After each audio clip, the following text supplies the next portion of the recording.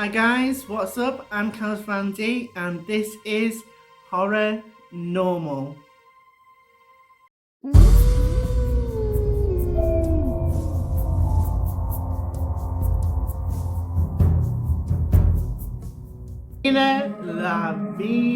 Lavina. You have been a very, very naughty young lady.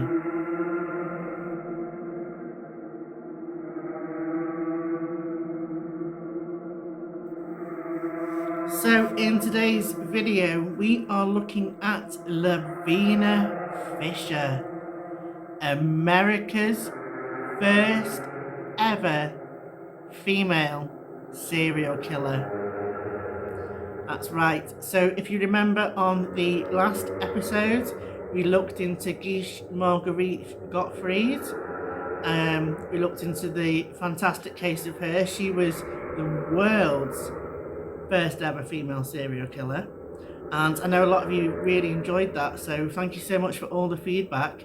Today, like I said, we are looking at Lavina Fisher, America's first female serial killer. Now, this is a little bit of a long story, to be fair, but I didn't want to miss anything out to do with this story because it's completely fascinating because of the circumstances and her being a female. It's just, it's an incredible story. It's an incredible part of history. So let's look into it. Have to excuse me, my eyes are watering today because of my makeup and hay fever. So I apologise for that. Okay, you ready? Let's go. Lavina.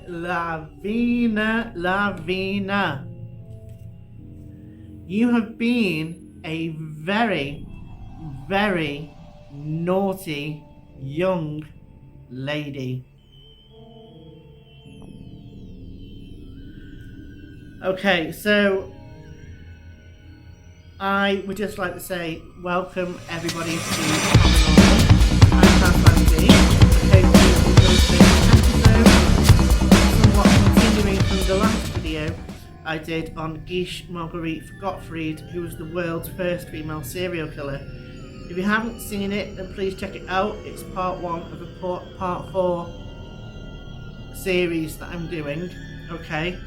Yeah, I am reading, guys. I've got my fantastic, lovely blue folder here. I can't remember the entire story, so I like to just research it, write a report about it, and then deliver it to you guys. Okay, so let's go.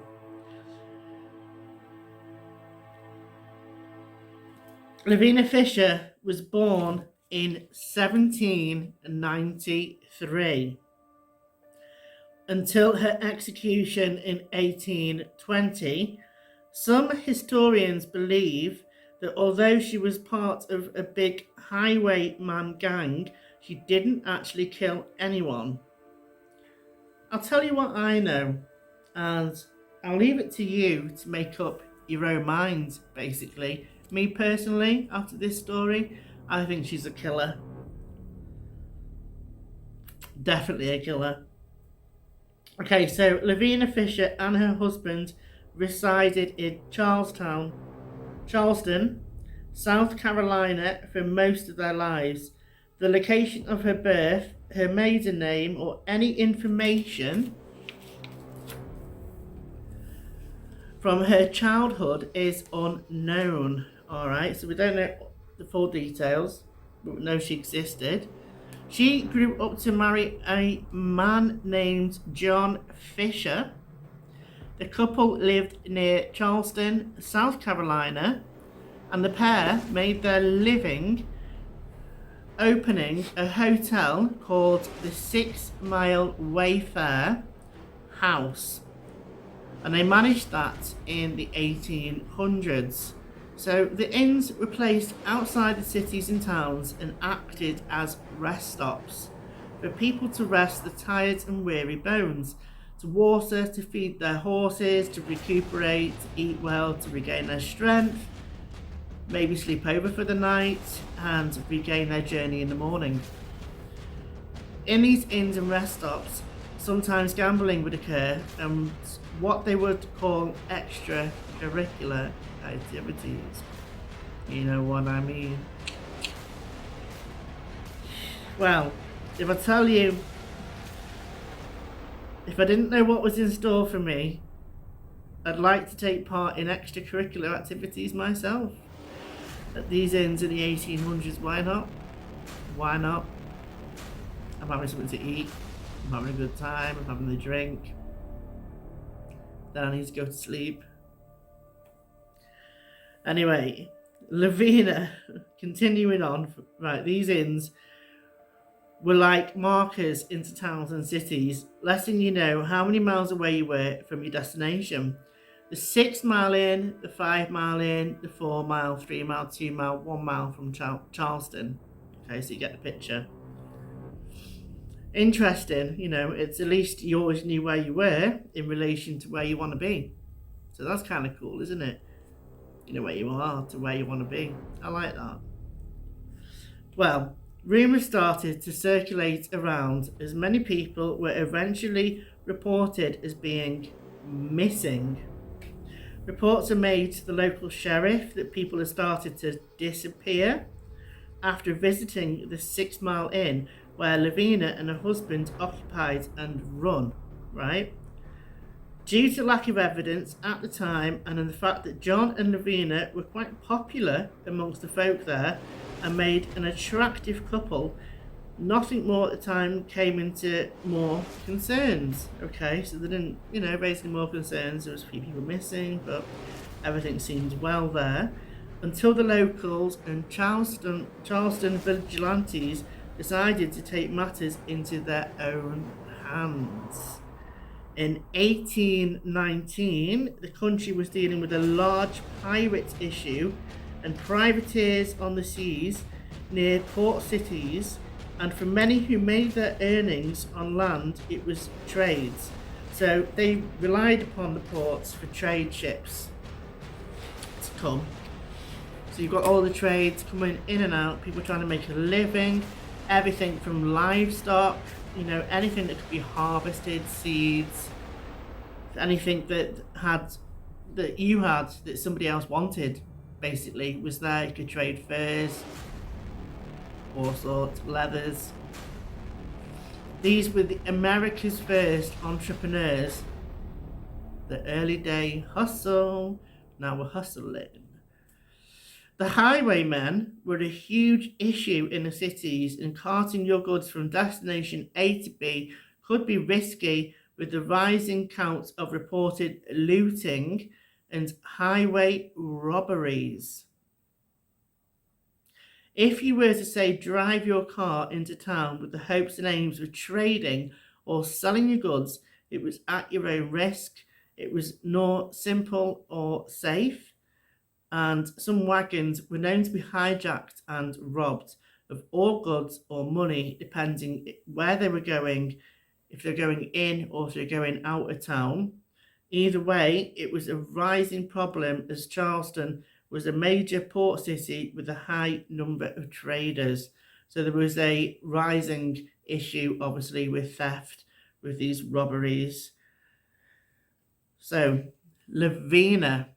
What exactly happened at the 6 mile inn for Lavina to gain this title of America's first ever female serial killer? She was just 28 years old. Let's take a look at her here. There she is. So she was just 28 years old when she committed her first murder.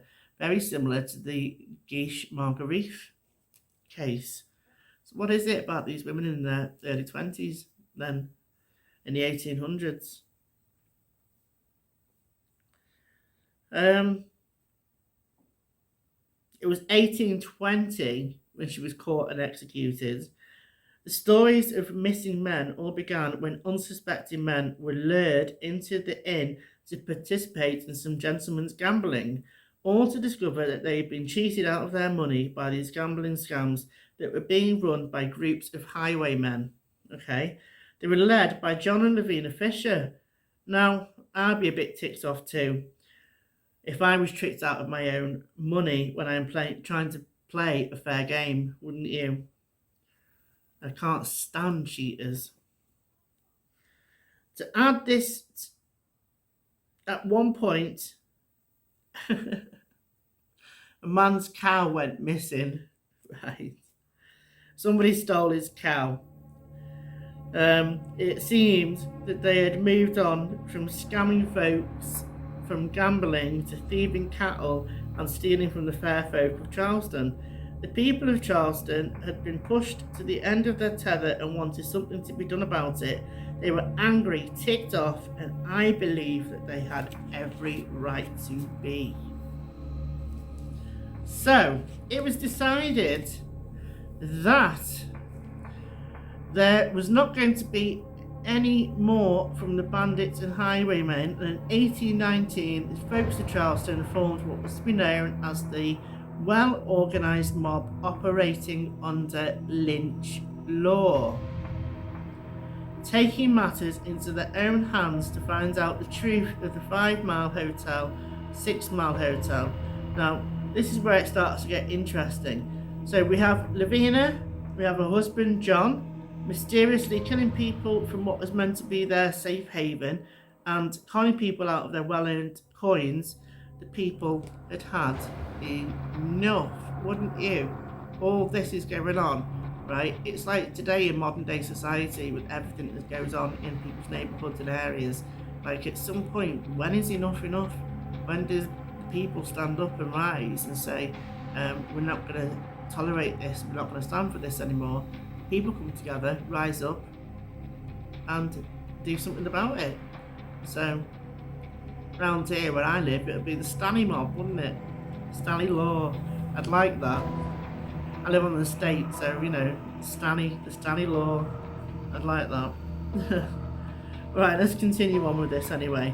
It is quite a story. Alright, so February the 16th, 1819, under Lynch's law, they found a way to the 5 Mile Inn. Now, I'm talking about the 5 Mile Inn here for a reason, okay? Now, according to what I could find, I am aware of the exact conversations that took place there. I was able to find something to suggest they ordered a small group inside to vacate the inn, and when the group inside protested, the lynch mob burnt down the 5 Mile Inn and set their next intentions on the 6 Mile Inn where John and Lavina resided. Alright, according to the legends and stories, so it's not proven history, but legends and stories, she gained America's first female serial killer due to the alarming evidence against her. Right, John Peoples travelled from Georgia to Charleston.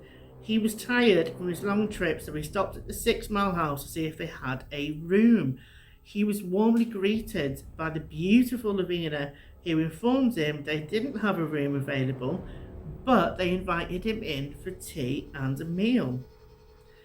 Her company was so pleasant. This is what I've heard quite a lot about Lavina. Apparently she came across as quite a lovely mannered and well presented kind of lady with a great attitude and humour too. So don't judge a book by its cover. So her company was so pleasant that he ignored Lavina's husband's odd stares. He chatted, answering her questions. She then excused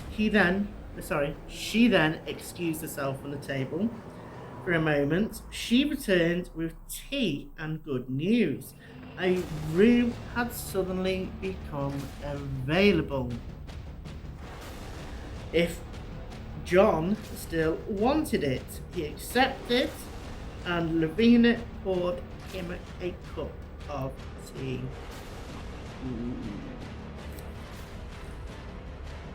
And look at that, on cue.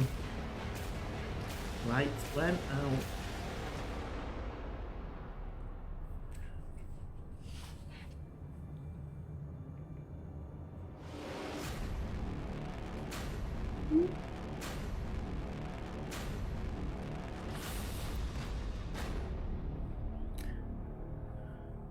poured him a cup of tea. John didn't like tea, but he didn't want to seem impolite, alright? So instead of refusing it or leaving it untouched, he poured it out when she wasn't looking. Very sneaky. I like it.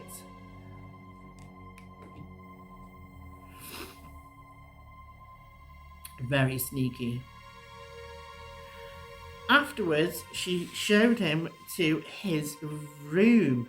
He then began to wonder why she had asked him so many questions. Why was the husband staring at him all evening? Was it paranoia? Or was it something else? A little bit more sinister. Suddenly, he felt uncomfortable with all the information he had provided and worried he might become a target of robbery. Feeling safer in the chair by the door than in the bed, he dozed until the loud noise awakened him.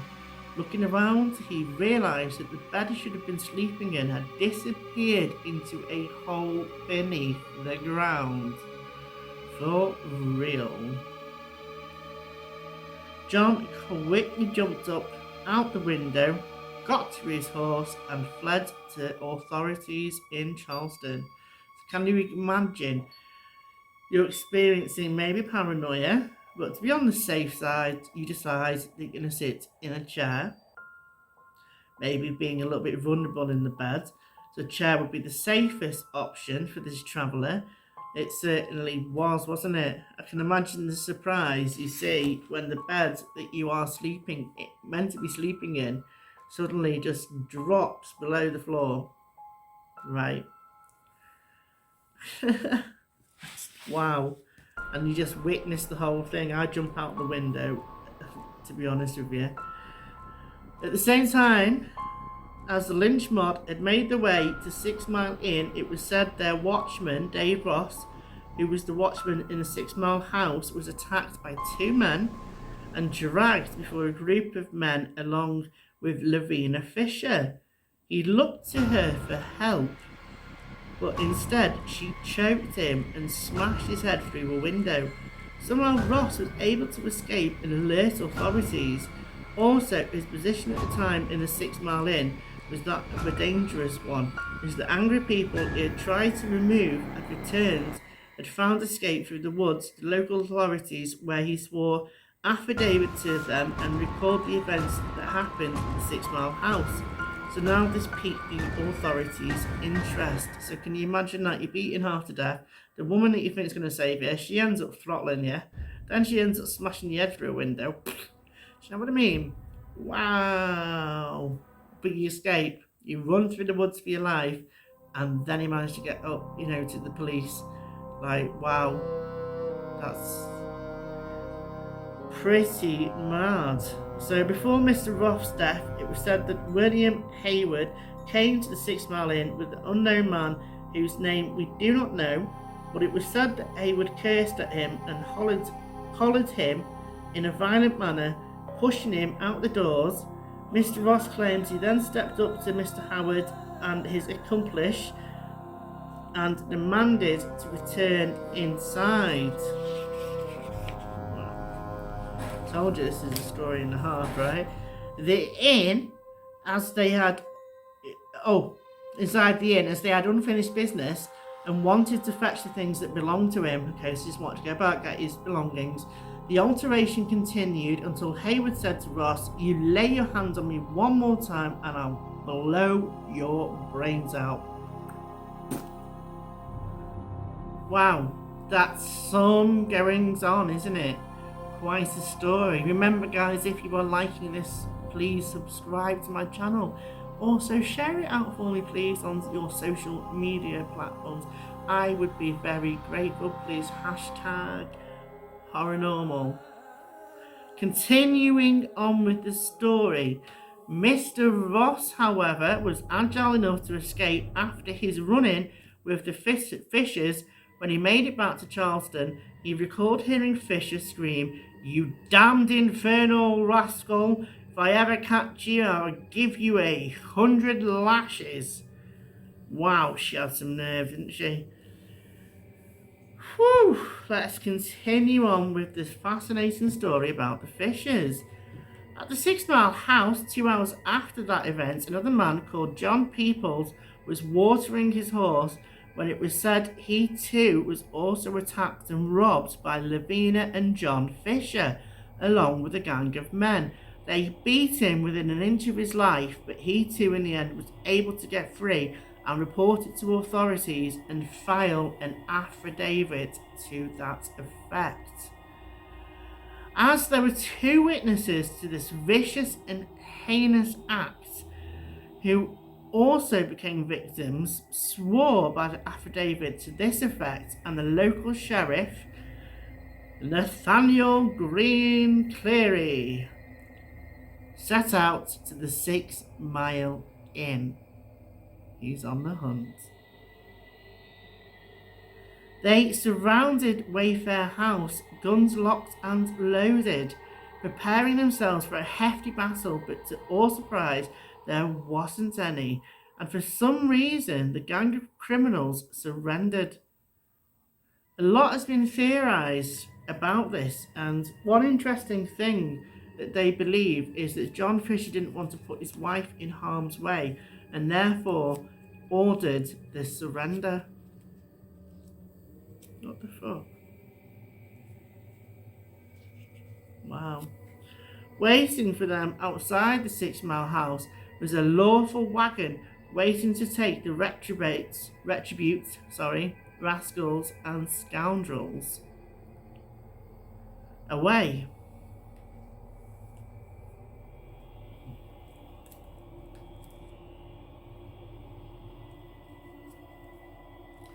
So, James McElroy, Seth Young, and Jane Howard were taken into custody in the wagon and transported to jail in Charleston's Magazine Street, 6 miles to the city. Alright. Some of the sheriff's men had stayed behind to conduct what we would call a search by warrant. They rummaged through the 6 Mile Inn to see what they could find. Do you remember earlier on we spoke about the gentleman who had his cow stolen? Well, they actually found the cowhide in one of the barns there. So they put 2 and 2 together and realised that obviously that was this man's stolen cow. So once it was searched and over and done with, the outbuildings from 6 Mile House were subsequently burnt down to the ground. Nothing but cinders and charred wood was left. During their arrest and capture, once they were in the county jail, Lavina and John made a rope out of bedding to carry them down so they could escape. While once John had gone down on this makeshift kind of like rope thing from the prison bit, so he's climbed down. As he's got like to the bottom and stuff, it's snapped. She can't get down now. So before Lavina could climb down, John, not wanting to leave Lavina behind, he surrendered. But many have been left to wonder if it was the other way round, would have Lavina had given up and surrendered for John if he was left behind. You know, is she that evil? You know, and that awful of a woman, that would she have done that? Would she just have legged it?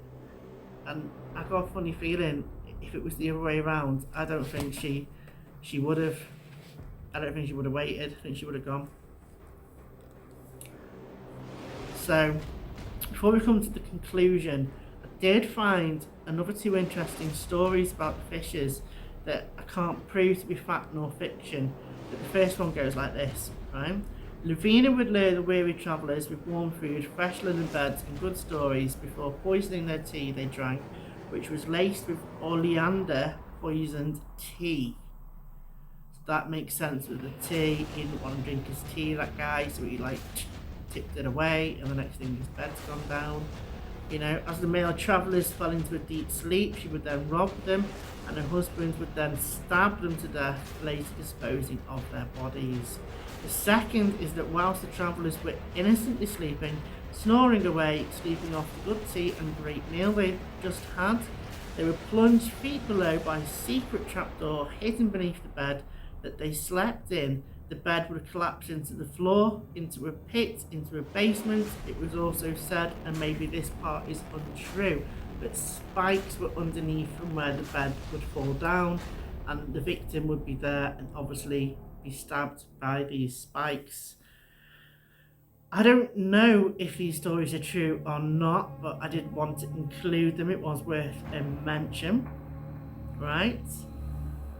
So remember guys, this is part 2 of a 4-part series. If you are liking it, please share this out for me, because we're going to talk about the hanging of Lavina Fisher now.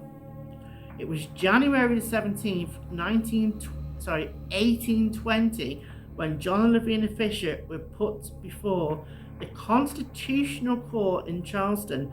They had been convicted and were due to be hanged on Friday, February the 4th, 1820.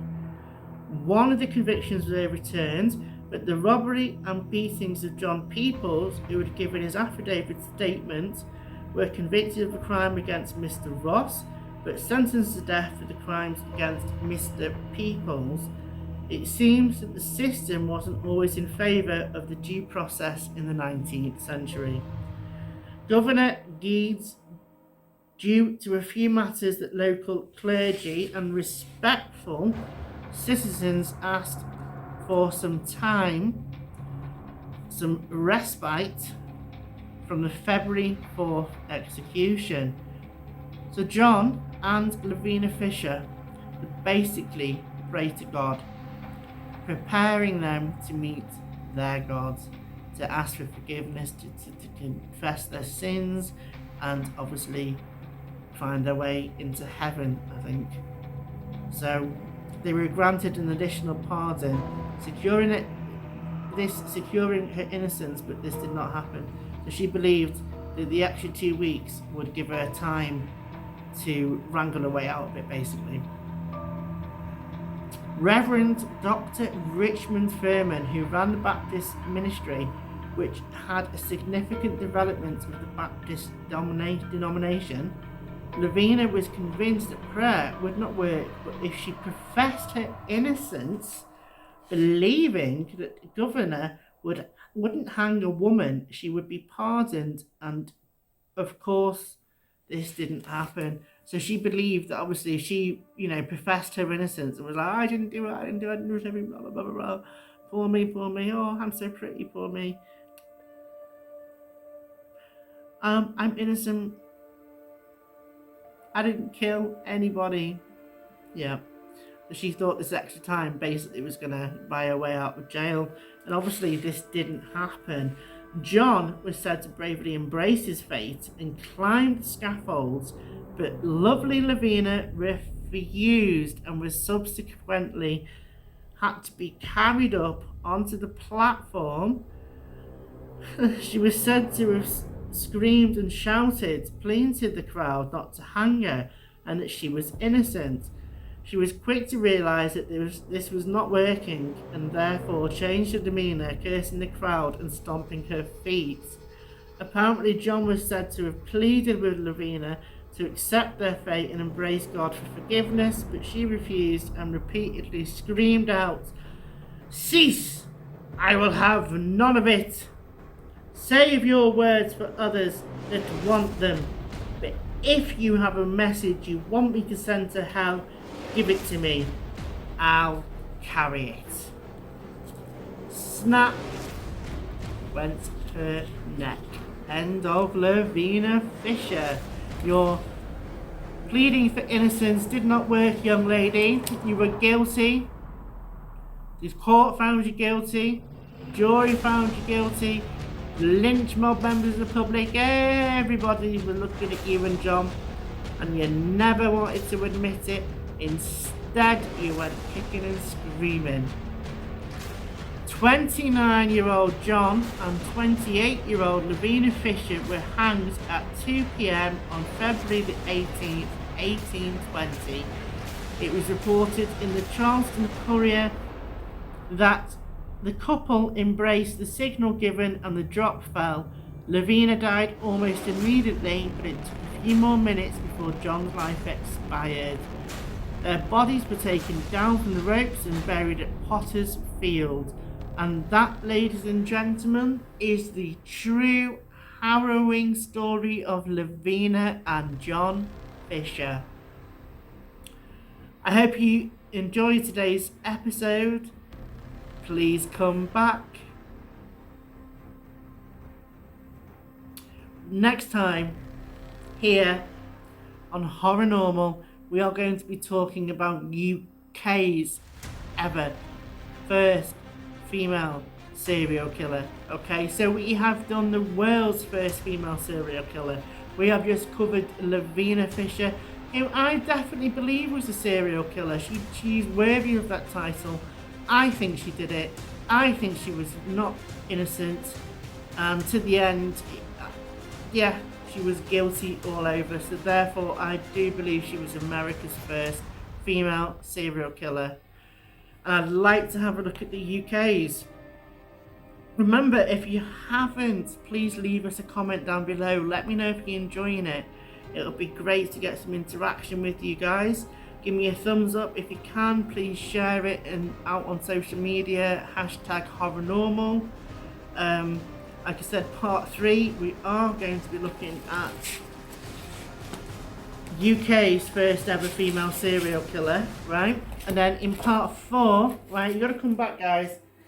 Please come back for part 3, right? In part 4, we're gonna wrap the whole thing up with a little bit of a twist. You're gonna wait and see what happens there. I'm not gonna give it all away right now, but please come back for part 3. If you haven't seen part 1, go back. That's Ish Marguerite Gottfried. Today's been Lavina Fisher. Next time's UK's first ever female serial killer. In part 4, we're going to wrap everything all together and come up with a conclusion to the lot. I hope you enjoyed it, guys. Thank you so much. Like I said, if you haven't already, please subscribe, and I will see you all soon. I want to apologise, this did come out a week late. I have been a little bit behind with things. Life sometimes just gets in the way, and I've had a lot of things going on, so I apologise for that, but I'm back on track. I'm here now. Shout outs to everybody on Facebook. If you're on Facebook, come and join my group HorrorNormal. I will leave a link in the description down below for those. Instagram, Facebook, HorrorNormal. Email horror.normal@gmail.com. Send me your own story. You know, maybe you've had a paranormal experience, maybe you've seen a UFO, experienced something horrific. Maybe you want to get your story out. Email me, and I'll see you soon. I'm Caz van D. This has been HorrorNormal. Thanks.